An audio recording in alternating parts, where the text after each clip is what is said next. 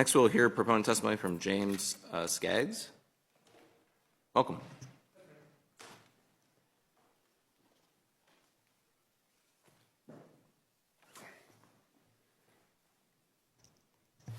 Good morning, Mr. Chairman. I'd say Vice Chairman, she's not here, and Mrs. Hicks Hudson, Senator. Anyways, I waited 7 months to talk to the committee today, and I hope it's all for the good.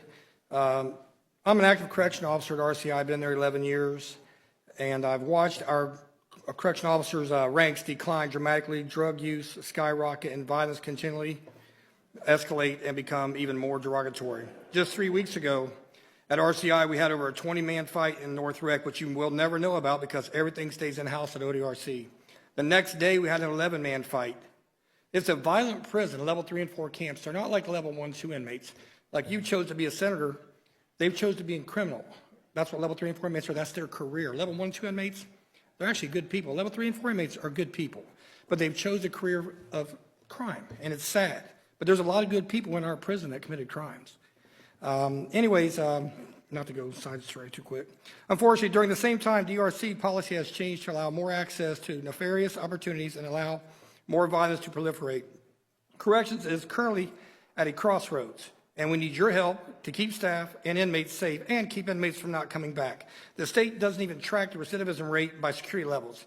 They combine levels 1, 2, 3, and 4 into one group, and they call it 20.1% recidivism rate. The true recidivism rate that I've tracked personally in the last 6 months is 38% at RCI. Within 6 months, they're coming back. They're getting reincarcerated. So all the programming we offer, that's great, but we got to work on behavior. It's behavior that will change, and drugs, but we got to work on those two things to get these guys not coming back. House Bill 338 seeks to address serious challenges with our correction system, adding transparency, accountability, safety to our system, and specifically mandates that K9 dogs units across the prisons and utilize no-contact visitation at high-risk level 3 and 4 prisons. IPs are reviewed every year for behavior and can become a level 2 or 1. They're not stuck at level 3 or stuck at level 4. Every year, based on their actions, they can get their levels dropped. And then when they get their levels dropped to 2 and 1, they can go back to hugging their family. But level 3 and 4 is very violent. Just last year, we had an inmate that had a female visitor from New York. He throws the table at her in front of women and children, jumps on top of her and starts beating on her face over and over and over until multiple staff additional responded to break him up.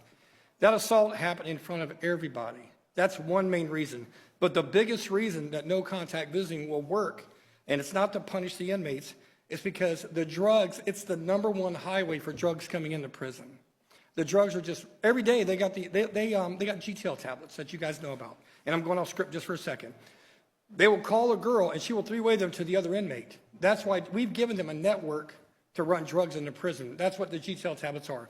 A lot of functions on the tablet like movies, TV series, things like that. That's great. Education, they can get emails from their family, they can send pictures to their family, they can't send, but they can receive pictures. That's great about the tablets, but the tablets are used against us. And not every inmate in prison is running drugs, so don't think I'm paranoid. We're not trying to micromanage. But the tablets, we've given the inmates a highway for cell phones. Anyways, CO Andy Lansing, surviving widow, went to refill a prescription a few days after her husband died and was brutally murdered. The pharmacy tech, not the state of Ohio, told her, "I'm sorry, you're not covered by the state anymore." She was shocked. She called an RCI HR department and was told all of your insurance had been canceled as of January the 1st, 6 days after Andy Lansing's murder. She lost every benefit from the state. House Bill 338 corrects that atrocity by keeping the surviving spouse on state health care and can no longer be abandoned. Her family or herself can never be abandoned anymore in the future. That's extremely a terrible thing that happened to her and that she had to live with. Now, I want to cover something important here. What ODRC did for post-damage control, because I've been a general manager, district manager, VP of marketing sales, I ran businesses. Corrections is just ran poorly, period. That's why the recidivism rate isn't known to you. They keep it hidden now. It is freaking hidden. You guys can't find it unless you tried. Immediately after Andy Lansing was murdered, technicians were going around inside RCI checking all the man-down receiver boxes, and several did not work and were being fixed or replaced. All this happening within days of Andy's murder. I only know this because I was in a tie shack. The technician comes in. He was tearing this little box apart. I said, "What are you doing?" Oh, my gosh. He says, He said, to replace a man box, the receiver doesn't work. The tie shack that Andy was murdered in was retrieved and taken off the compound the next morning. Andy Lansing never had his man down go off. He never got to pull it. He never got to push a button. We don't know. It may never have worked. He might have hit his man down. But the state knows that stuff didn't work proper. August 2025, the state deployed Series 10 tasers. They bought 100 of them for $350,000. We don't need tasers. We barely use them. Pepper spray worked great, and it's way more affordable. Only 2 prisons use the taser system right now, guys. I'm sorry, senators. Only 2, us and Trumbull. There's 2 other ones in training, but it's been a year, and only 2, with all that money, is using tasers right now. They're deployed to. I appreciate your time. I thank you for the consideration. I really respectfully urge that the committee favorably report House Bill 338 as soon as possible. The correction officers are waiting on your help daily, and we need you. I've studied the cost of the BWCs, the taser cameras. Visiting, it will go from the floor to the ceiling, ma'am. I know she asked that question. The senator asked that earlier. It'll go from the ceiling to the floor. There'll be 0 contact.